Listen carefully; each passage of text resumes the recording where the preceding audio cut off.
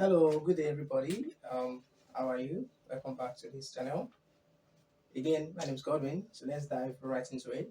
So I've written some of this on the board. Now, this particular data set here shouldn't be a surprise to you. I've been using it in a couple of classes, so I'll filled it up by myself. Now, recall that in this data set, we use an assuming of 67. So an assuming of 67, right? And then we continued, and then we solved the whole thing. I think the actual mean happens to be 67.45, right? So we use an average of 67 over there. I remember that some 100 over, some of the deviation is 45. That's if we use summation x, if we use summation of x minus by x, so we got 45 like in the previous lesson. So you must have been keeping notes, so you can just switch, quickly go back to that particular part of the lesson. So how do we find kurtosis using an assumed mean?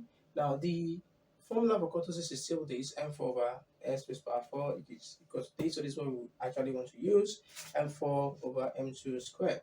But remember, I told you that if you were using an assumed mean, what you get straight is not the actual moment. What you get is prime, m prime, m1 prime, m2 prime, m3 prime, blah blah blah blah blah blah. Now recall this formula that we used to get the mean, using that as a mean. So mean is a plus summation of fd, where d is the deviation of each of the observation of x from the assumed mean, now over n, right? Over n. And then I also established that this formula can be rewritten this way, where instead of having sum of fd, we can actually have c sum of fu, where c is the class mark. Why is that the case? And I think I proved it, right? The case is because d is equal to cu. So if you have something like a dj, so dj is equal to like cuj, where the class marks are where the is the same, not class mark, where the class size is the same. So C is the class size, please, not the class mark. So where the class size is the same. So from here, 60 to 62, 60, 61, 62, or using the class boundary, 59.5, 62.5. So when you subtract that's 3, so on and on and on, so you keep getting 3. So if the class size is the same, right, so this relationship exists where the deviation is equal to the class size multiplied by a given value. So that means for this, if dj, now, so remember this what do you call this relationship? So if dj is equal to the class size, the constant class size now multiplied by a given value. So uj is just whenever we divide the deviation, all right, by the class size, we are going to get a set of values, and those set of values is what we call the u values. Do you understand? So just do your division d divided by the class size. So here minus, since the class size is 3, so minus 6 divided by 3 minus 2 minus 3 divided by 3 minus 1. So that's what we are trying to talk about. Now the reason why we need to get u is because when we are using this, when we are trying to like get our moments and then our kurtosis by extension with the aid of an assumed mean, right? There is something about its formula, right? And then the formula for moments, which is still not the actual moment, right? So it's a fictional calculation. So m prime j, so it's going to be equal to c, which is the class size, cj summation of f and uj. All right. So we need, and recall this. So which means that we are going to get m prime 4. We need to get m prime 4 here. And then we also need our m2 prime. And remember that for us to get our m prime 4, we need, that relationship that I wrote. So I'm still going to rewrite it. You need to get your m1, your m2, your m1 prime, your m2 prime, your m3 prime, right? And even the m4 prime, I think so. And then, so we just literally have to get all of the primes. So if you're looking for the first prime, let's say you're looking for m1 prime, that's going to be equal to c raised power 1. So summation of u raised power fu raised power 1. We are looking for our m2 prime, that's c raised power 2, summation of fu raised power 2. So since we are still going to what do you call it, c raised power 3, summation of fu raised power 3, then m4 prime equals c raised power 4, summation of fu raised to power 4. So we need u up to the value of f raised to power 4. All right, so let's go. Let's start. U 1, right, is going to be, so minus 6 divided by 3. We're using this formula. So C equals 3. So the class size. All right, so minus 6 over 3, that's minus 2, minus 3 over 3, minus 1, 0, 3 over 3, 1, and then this is 2. All right, so you're done. Now, u squared should be u, just u, not just u. So u squared minus 2 squared, this is 4, 1, 0. Don't worry, they're not really big values. And then 4. So you go again, u raised to power 3. This one minus 3 raised to power 3 is minus 8. Minus 8. Minus 1 raised to power 3 is minus 1, 0, 1. 2 raised to power 3 is 8. And then we need it up to u4. So u4 minus 3 raised to power 4 is 16. Minus 3 raised to power 4 is 1, 0, 1. 3 raised to power 4 is 16. So we sum. Do we need the sum? No, we don't.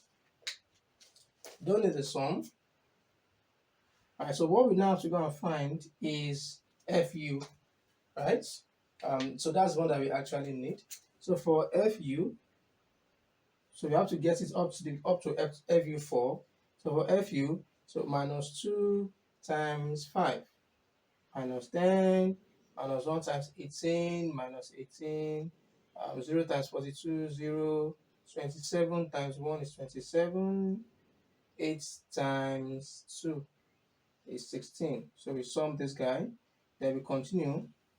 So fu square, where is it? 5 times 4.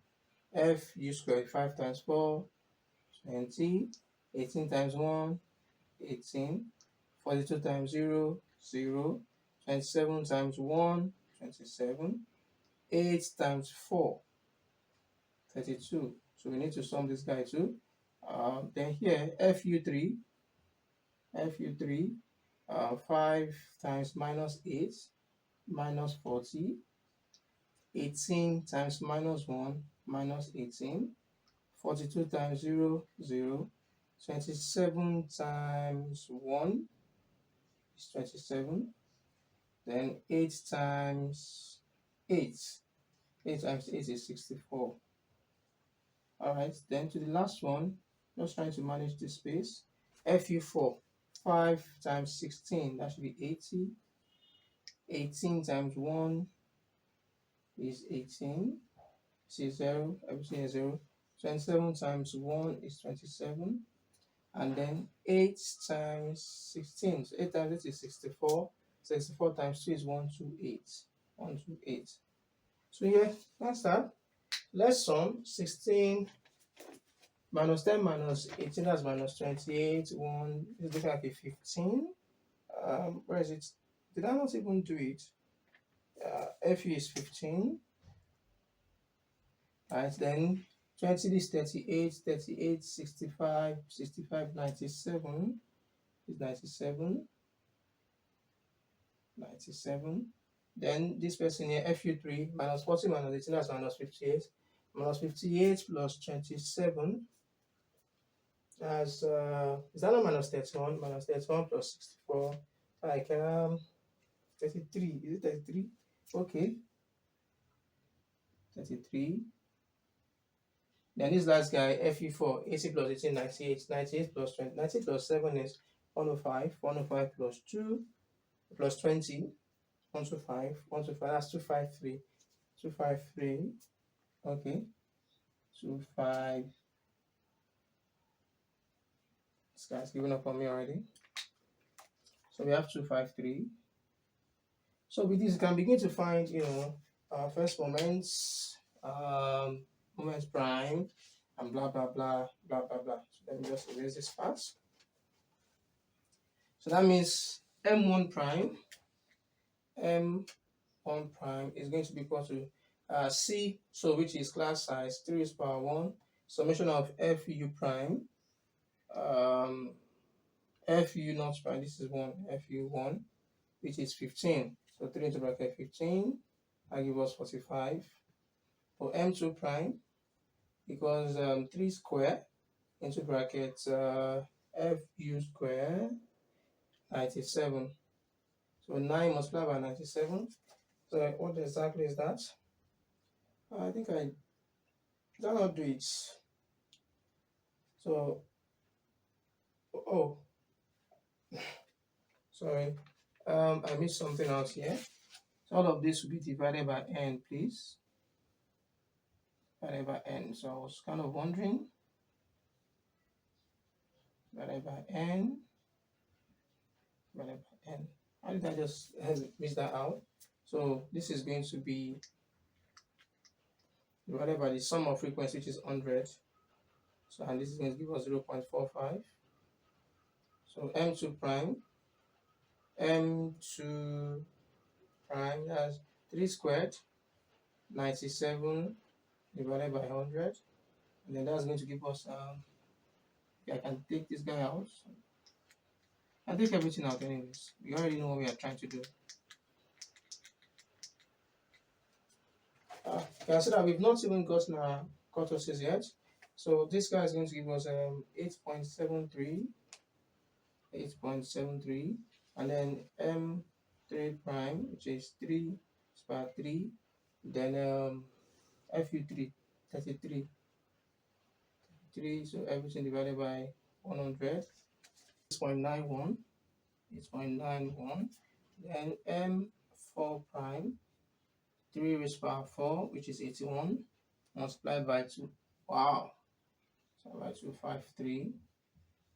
Okay, when I do it, 199.32, 199.32. So that's that, because I don't have a calculator here. M1, M2, there's M3 again.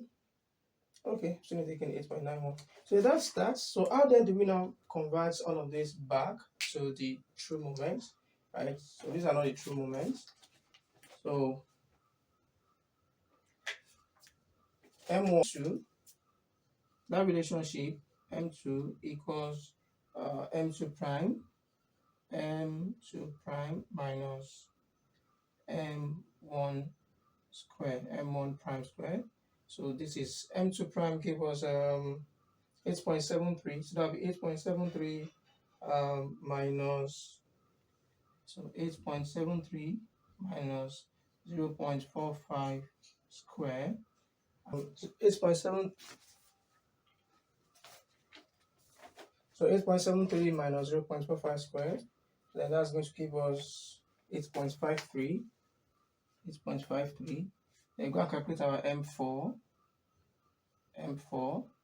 Now what's the relationship for M4? M4 is M4 M prime 4 minus 4 M1 prime M3 prime plus 6 M1 squared, M1 prime squared, then M2 prime, so minus 3 M1 prime 4. So why are we looking for just M2 and M4? Why are we not looking for M3 and M1? Why are we not using that? Now that's simply because the formula that we need is M4 over M2 squared. So once we've gotten M4, we've gotten M2, so we can just square that, but M4 is what we need next. So trying to calculate your M3 and your M1 is a waste of time. You don't need it. You don't calculate your kurtosis. So that's why we're just jumping into M4. So M4 equals then M4 prime, so which is 199.32. All right, so having got all this, having completed everything, so how exactly do we now find our something like our estimated moment? You don't even call that. You don't even call it that. So M prime, recall that formula now that we've discussed. Here we said our moments M prime will then be equal to C prime sum of F, then U J. So that's what I just did here. So M1 is equal to C1, M1 prime is equal to C raised to power 1, then sum of FU1. right? Which is same as sum of fu, like this sum of fu. Where is it? 15.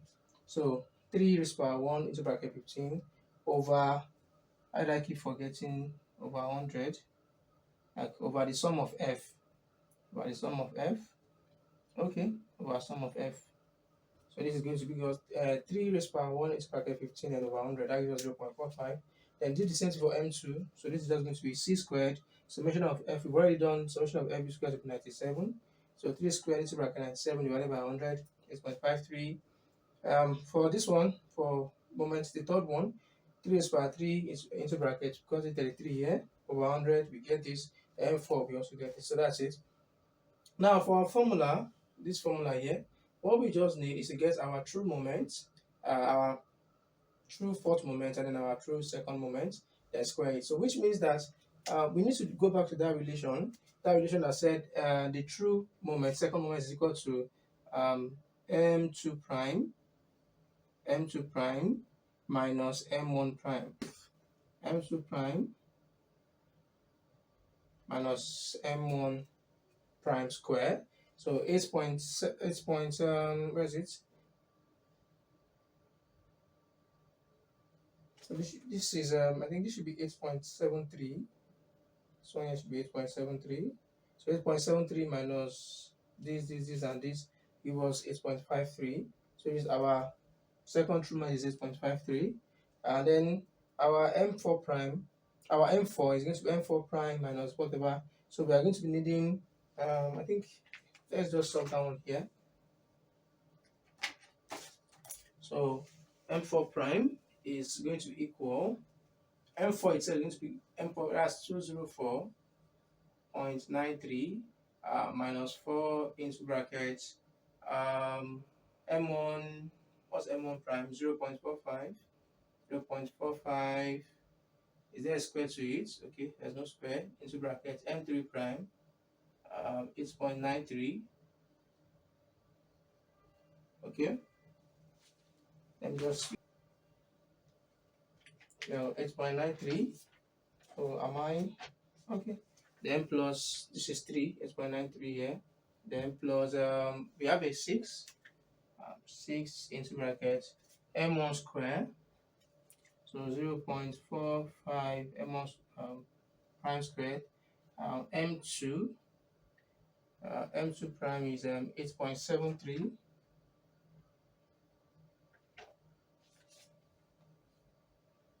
What is it again? M2 prime 8.73. Close the bracket. Then what else? 6.73 minus 3, right? Following this, the 6 m2 blah blah blah. So minus 3 into bracket m1 raised to power 4. So 0.45 raised to power 4 raised to power 4.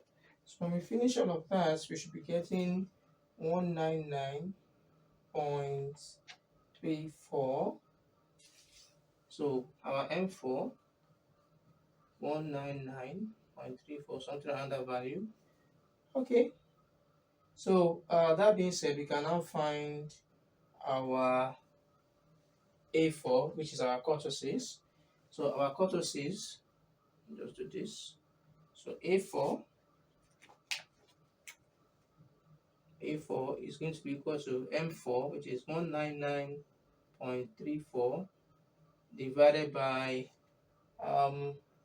what's the true M here? 8.53